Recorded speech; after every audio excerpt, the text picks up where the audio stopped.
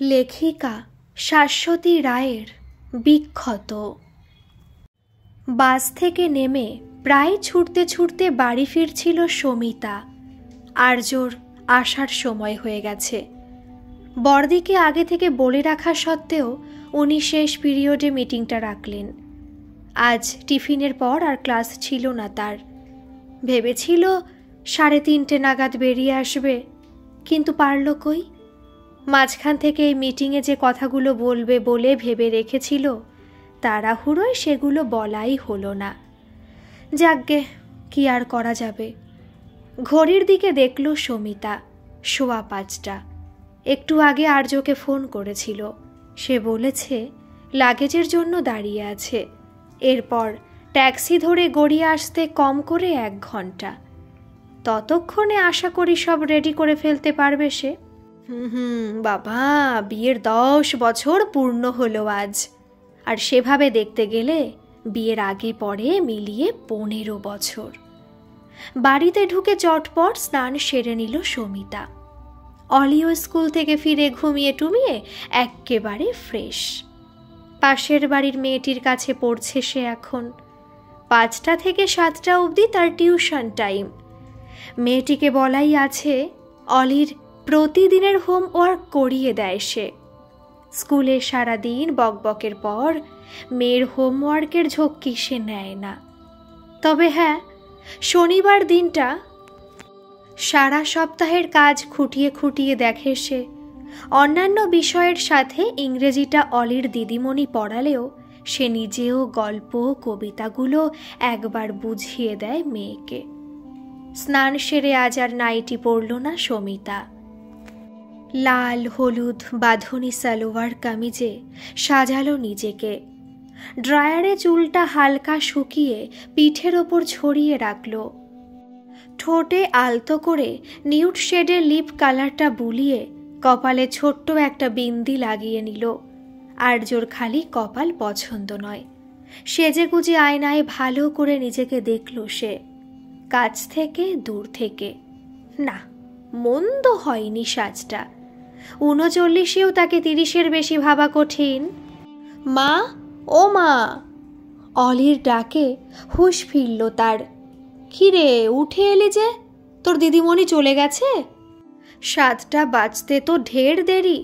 উফ মা, ma'am coffee খাচ্ছে, তাই একটু উঠে এলাম। ও তাই বল। তুমি কত সেজেছ মা, কেমন লাগছে রে?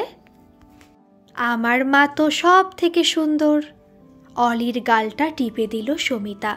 ধুস, সেটা তো আমার মেয়েটা।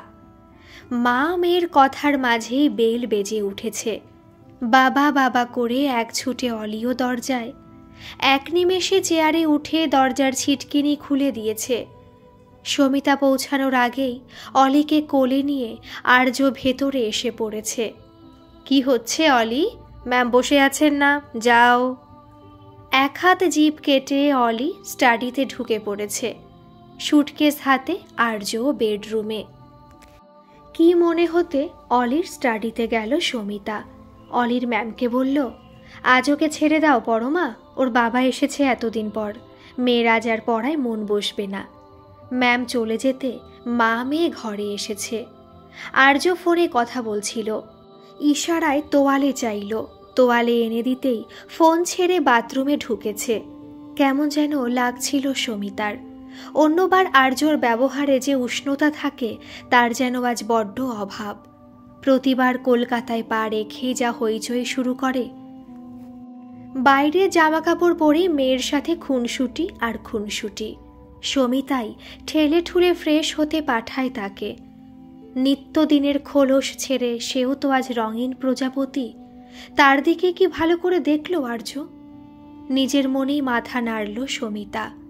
না, আজকের আর্য যেন বড্ড অচেনা, বড্ড শীতল।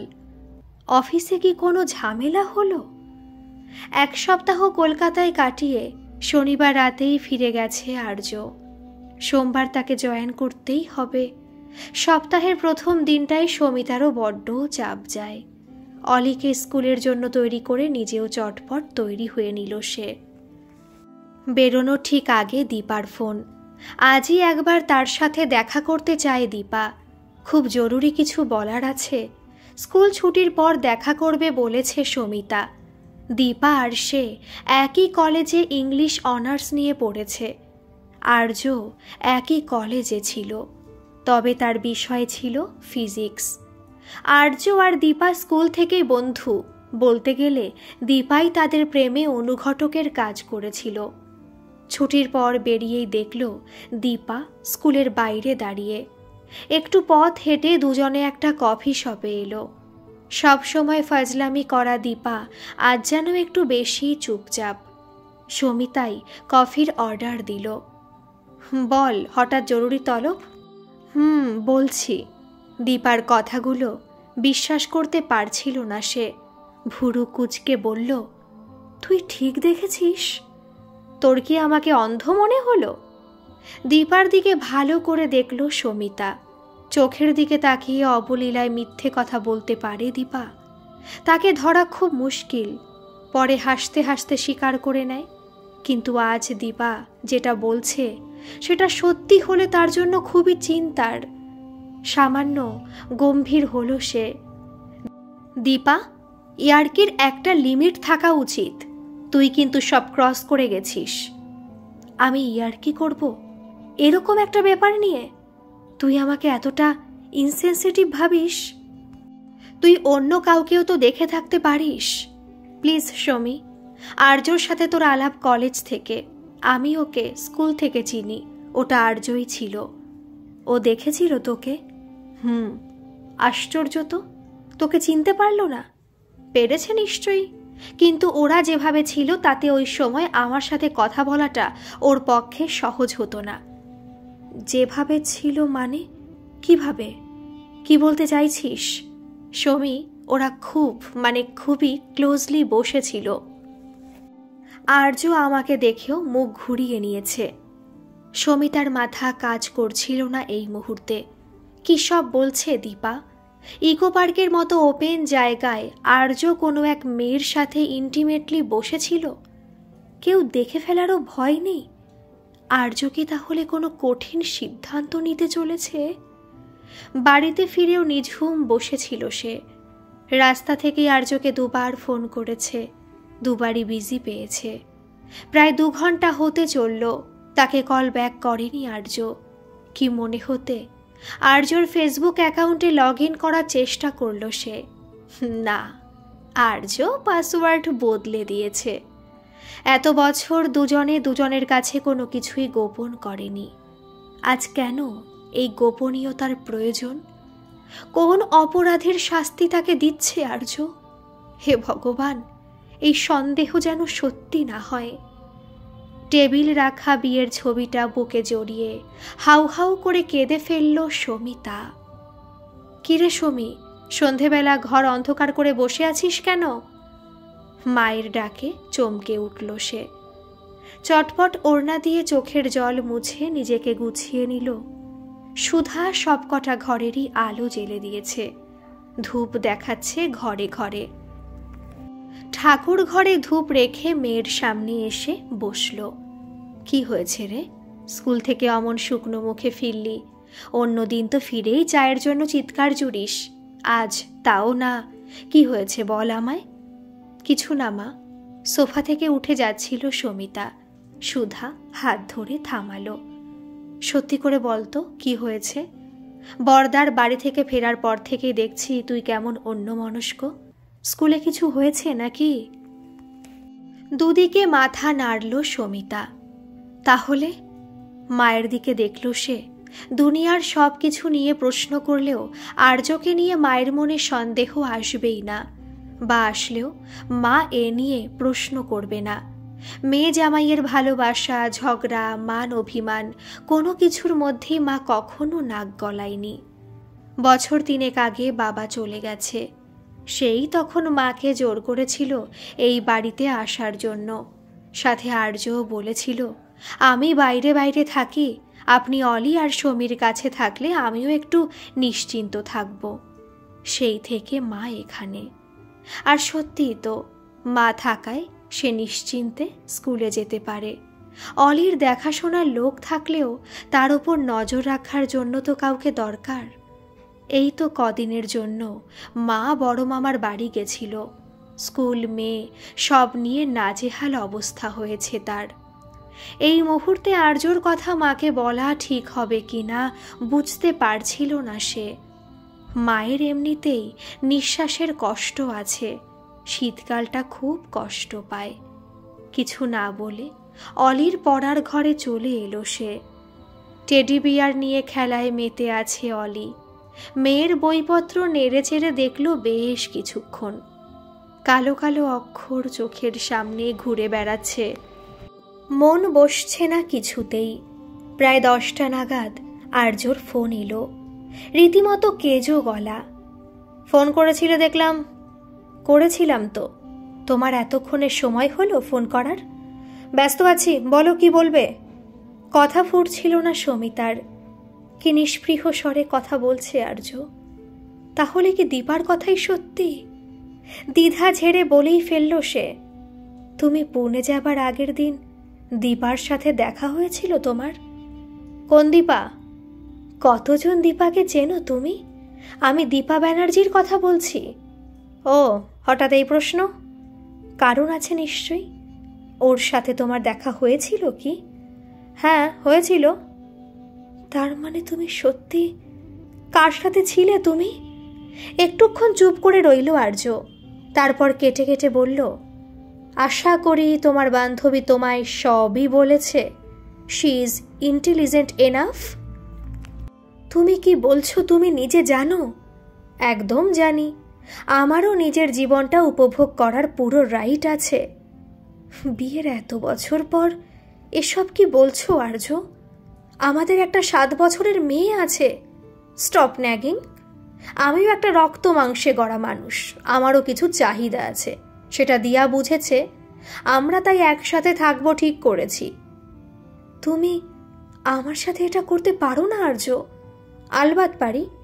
গত 3 বছরে কতবার এসেছো তুমি পুনেতে? আমি কলকাতায় গেলে তবে তোমাদের দেখা পাই। বিয়ের পর বলেছিলাম ওই প্রাইভেট স্কুলের চাকরি ছেড়ে পুনেতে এসো, আরও ভালো চাকরি পাবে। আসনি। অজুহাত কি ছিল? তোমার বাবা মা অসুস্থ, তাদের কে দেখবে? বাবা মারা যাবার পর কি হলো? মাকে একেবারে বাড়িতে নিয়ে এসে তুললে। এখন কি চাও? আরও অপেক্ষা করি? কবে তোমার মাও? আর্য, প্রায় চেঁচিয়ে উঠল সমিতা। চেঁচিও না। আমার মাও তো দেশের বাড়িতে একা থাকে। কদিন খোঁজ নিয়েছ? আমারই ফ্ল্যাটে আমার মা এসে থাকতে পারে না কার জন্য? আমার জন্য? তুমি নিজেই তো বলেছিলে তোমার মা আমাকে মেনে নিতে পারেনি, তাই এখানে আসেন না। তুমি বা কতটা চেষ্টা করেছিলে? যাই হোক, এত বছর ধরে তোমার মুখ চেয়ে সব সহ্য করেছি, আর নয়। আমি এবার এই সম্পর্ক থেকে মুক্তি চাই। আর্যর বলা প্রতিটা শব্দ হুল হয়ে বিচ্ছে শরীরে। মাথা টলছিল সমিতার। কোনো মতে বলল, তুমি কি রিভেঞ্জ নিচ্ছ আর্য? কোনো রিভেঞ্জ নয়। আমি দিয়াকে ভালোবাসি, ট্রুলি, ম্যাডলি। আমার পক্ষে আর ফেরা সম্ভব নয়। সমিতার হাত থেকে পড়ে গেল ফোনটা। আরও কি সব বলে যাচ্ছে আর্য। শব্দগুলো ফ্যানের হাওয়ার সাথে পাক খেয়ে খেয়ে ঘরময় ঘুরে বেড়াচ্ছে। দুহাত দিয়ে কান চেপে ধরল সে। আর কিচ্ছু শুনতে চায় না সে, কিচ্ছু না। আয়নার সামনে দাঁড়িয়ে শাড়ির কুচিগুলো পরপর সাজাচ্ছিল সমিতা। আজ স্কুলের এক কলিগের বিয়ে। মাত্র কয়েক মাস হলো জয়েন করেছে মেয়েটা। পাত্রপক্ষের তারাই তড়িঘড়ি বিয়ের আয়োজন। চন্দনের ওপর তুতে রঙের কলকা করা পিওর সিল্ক পরেছে সে। মুক্তোর হার, দুল ব্যাগে নিয়েছে। ওখানে যাবার আগে পরে নেবে। আর্যর সাথে বিচ্ছেদের পর এই প্রথম সে কোনো বিয়ে বাড়ি যাবে। সব কিছু স্বাভাবিক হতে বড্ড বেশি সময় লেগে গেল। তাও কি সব আগের মতো হয়েছে? আর কি সে কারণে অকারণে ঝর্ণার মতো হাসতে পারে? দেখতে দেখতে 5 বছর তো হয়ে গেল। আত্মীয় বন্ধুদের অনেকে বলেছিল নতুন করে জীবন শুরু করতে। রাজি হয়নি সে। অলির কথা ভেবে পিছিয়ে এসেছে। শুধুই কি তাই? সম্পর্কের ওপর থেকে বিশ্বাসটাই যেন উঠে গেছে তার। আর্যকে নিয়ে এক সময় মনে মনে বেশ অহংকার ছিল। বন্ধুরা যখন তাদের একসাথে দেখে লাভ বার্ডস বলতো, বুকটা কানায় কানায় ভরে উঠত। কোথায় রইল সেই ভালোবাসা? অলির কথাও কি আর মনে পড়ে আর্যর? মাঝে মাঝে অলির দিকে তাকিয়ে বড্ড অপরাধ বোধ হয় তার। হয়তো বাবা মাকে ছেড়ে আর্যর সাথে গিয়ে থাকলে এরকম কিছু ঘটত না। অলির জীবনেও সর্বদা ছায়া হয়ে থাকত আর্য। আর্যর সম্পর্কে সব জানার পর মা আর অলিকে নিয়ে ফ্ল্যাট ছেড়ে তাদের পুরনো বাড়িতে চলে এসেছিল সমিতা। স্কুলের পর আজকাল প্রচুর টিউশন করে সে। বাড়ির একতলার 2টো ঘর ভাড়া দিয়েছে, আরেকটা রেখেছে তার ছাত্রছাত্রীদের জন্য। ব্যাগটা গুছিয়ে মায়ের কাছে এলো সে। সুধা ওষুধের বাক্সে কি যেন খুঁজছে। মাকে দেখে বুকটা মুচড়ে উঠল সমিতার। তার ওই ঘটনার পর থেকে বেঁচে থাকার জন্য অবিরাম লড়াই করে চলেছে মা। সবসময় একটা ভয় কুড়ে কুড়ে খায় মাকে। মেয়ে আর নাতনিকে একা রেখে গেলে কি হবে তাদের? মাকে বোঝাতে পারে না সে। কারোর জন্য কিছু আটকে থাকে না। সে কি স্বপ্নেও ভেবেছিল আর্যকে ছাড়া জীবন কাটাতে হবে তাকে? লাস্ট পিরিয়ডের পর আজ স্টাফ রুমে হইচই কাণ্ড। সাজগোজের পালা চলছে। এর মধ্যে নমিতা দিয়ে এসে সবার হাতে গরম গরম চায়ের কাপ ধরিয়ে দিচ্ছে। সাথে নোনতা বিস্কুটও আছে। সমিতাও সঙ্গে আনা ছোট্ট আয়নায় টুক করে মেকআপ সেরে নিয়েছে। হাড় দুল পরে নিতেই একেবারে রেডি সে। একপাশে বসে চায়ে চুমুক দিচ্ছিল ইতিহাসের দিদিমণি রূপাদি। এসে বেশ খানিকটা পারফিউম লাগিয়ে দিয়ে গেলেন তার শাড়ি ব্লাউজে। কে বলবে এটা স্টাফ রুম? নানা রকম সুগন্ধে মনে হচ্ছে এটাই বিয়ে বাড়ি। মনটা ধীরে ধীরে ভালো হয়ে যাচ্ছিল সমিতার। বিয়ে বাড়ির হইচইয়ের মাঝে অলিকে একবার ফোন করে নিল সে। দিদা নাতনি দুজন মিলে সিরিয়াল দেখছে এখন। 9:30 বাজলে দুজনকেই খেয়ে নিতে বলল। ফোনটা ছেড়ে একবার ওয়াশরুমে গেছিল সমিতা। ফিরে এসে দেখল সবাই কোণের কাছে ছবি তোলা চলছে। ভিড়ের মধ্যে আর গেল না সে। একটু দূরে ফাঁকা জায়গা দেখে বসেছে। হঠাৎই কানে অতি পরিচিত স্বর, কেমন আছো? সামনে আকাশ ভেঙে পড়তে দেখলেও হয়তো এতটা অবাক হতো না সমিতা যতটা এই মুহূর্তে হলো। আর্য দাঁড়িয়ে সামনে। ব্যায়াম করা চেহারা বেশ ভেঙে গেছে। চশমা নিয়েছে, হালকা দাড়িও রেখেছে।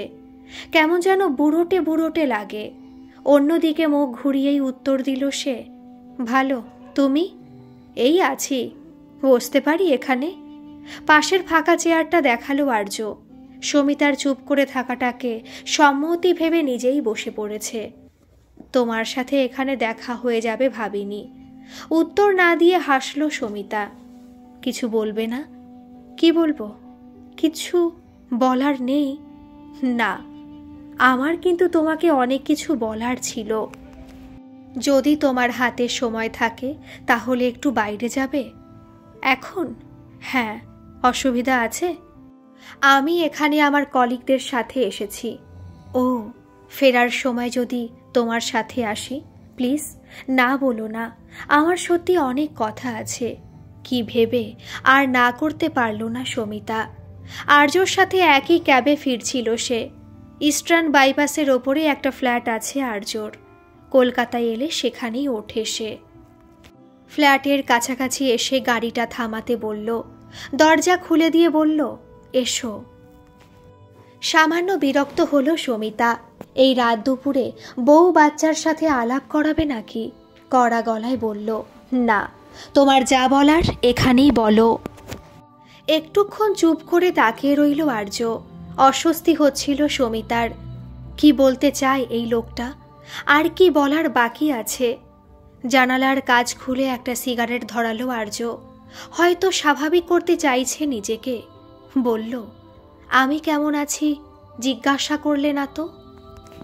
করেছি, তুমি ভুলে গেছো। আমার জীবন নিয়ে সত্যি কোনো কৌতূহল নেই তোমার? না, থাকার কথাও নয়। জানি তোমায় ভীষণ হার্ট করেছি, হয়তো বিনা দোষে, কিন্তু বিশ্বাস করো, দিনের পর দিন তোমায় না পেয়ে পেয়ে ওটাই আমার অভ্যেস হয়ে গেছিল। অজান্তেই হেসে ফেলল সমিতা। কোনটা অভ্যেস? আমায় ছেড়ে থাকা নাকি অন্য কাউকে নিয়ে থাকা? জানি তুমি বুঝবে না, বোঝা সম্ভবও না। ভুল তো আমি করেই ছিলাম। সাজানো সংসার ছেড়ে হঠাৎ করে কি যে হলো আমার। বুকের ভেতরটা কাঁপছিল সমিতার। কি বলতে চাইছে আর্য? সে কি তাহলে অনুতপ্ত? ক্ষমা চাইছে তার কাছে? এত বছর পর এসবের কি কোনো অর্থ আছে? জানলা দিয়ে ঝিরঝিরে বাতাস আসছে। হারিয়ে যাওয়া স্মৃতিগুলো আজ আবার ফিরে আসতে চাইছে যেন। না চাইতেও বলে ফেলল সমিতা, এত বছর পর এসব কথা উঠছে কেন? সেদিন তো মনে হয়নি তুমি এতটুকু অনুতপ্ত। তখন বুঝিনি। বলতে পারো তোমার উপর জমে থাকা রাগ আমায় অন্ধ করে রেখেছিল। যখন বুঝলাম তখন সব শেষ। শেষের দিকে দিয়াও বুঝেছিল ওকে ভালোবেসে নয়, তোমার ওপর রাগ করেই ওর প্রতি আকর্ষিত হয়েছিলাম। শেষের দিকে মানে? সরাসরি উত্তর দিল না আর্য। দিয়া চলে যাবার পর অনেকবার ভেবেছিলাম ফিরে আসি। মেয়েটাকে দেখতে খুব ইচ্ছে করত, তোমাকেও, কিন্তু সাহস হয়নি। কান্নায় গলা বুঝে আসছিল সমিতার। তারও কি দেখতে ইচ্ছে করতো না আর্যকে? শুধু কি সে? স্বপ্নে বাবাকে দেখে চিৎকার করে কেঁদে উঠত অলি। কত কষ্টে যে মেয়েকে স্বাভাবিক জীবনে ফিরিয়েছে সে। তবু কি বাবাকে ভুলতে পেরেছে মেয়ে? আজও তো পুরনো অ্যালবাম দেখার ছলে বাবাকে ছুঁয়ে দেখতে চায় সে। আনমনে বলে উঠল, আমি ভেবেছিলাম তোমরা হয়তো।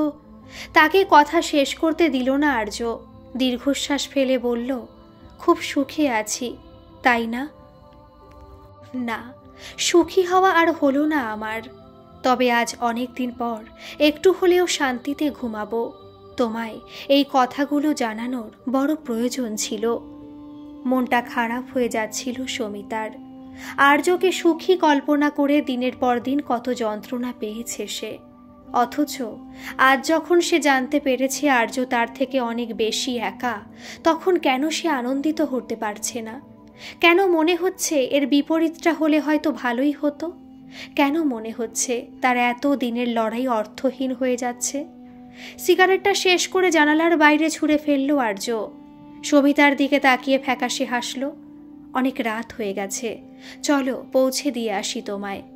মায়া ভরা চোখে আর্যর দিকে দেখছিল সমিতা। সব ভুলে শুধু অলির কথা ভেবে কি আর্যকে আর একটা সুযোগ দেওয়া যায় না? আবার কি সব নতুন করে শুরু করা যায় না?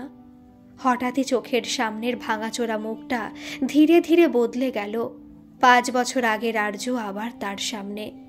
অলির উপস্থিতি ভুলেই আঙুল তুলে শাসাচ্ছে বউকে। নির্দ্বিধায় খসখস করে সই করছে ডিভোর্স পেপারে। দিয়ার কাঁধে হাত রেখে তাকে সম্পূর্ণ উপেক্ষা করে বেরিয়ে গেল পাশ কাটিয়ে। সেই মানুষটা কি সত্যি বদলেছে, নাকি দিয়ার সাথে বিচ্ছেদের জন্যই এই বদল? দুর্বল হতে গিয়েও নিজেকে সামলে নিল সমিতা। চাইলে কি আর সবকিছু আগের মতো হয়? আর্যকে আজও সে ভালোবাসে, এ কথা সত্যি। তার সাথে সত্যি ওই অপমানগুলো। বাইরের ক্ষত মিলিয়ে গেলেও ভেতরের রক্তক্ষরণ তো আজও হয়েই চলেছে। নতুন করে ক্ষত বিক্ষত হওয়ার শক্তি আজ আর নেই। ব্যথাটুকু গোপন করে হাসল সে। আমি যেতে পারবো আর্য, একা চলার অভ্যেস আছে আমার। গল্পটি কেমন লাগলো অবশ্যই কমেন্ট করে জানাবেন। আর ভালো লাগলে একটা সাবস্ক্রাইব করে আমার পাশে থাকবেন। ধন্যবাদ।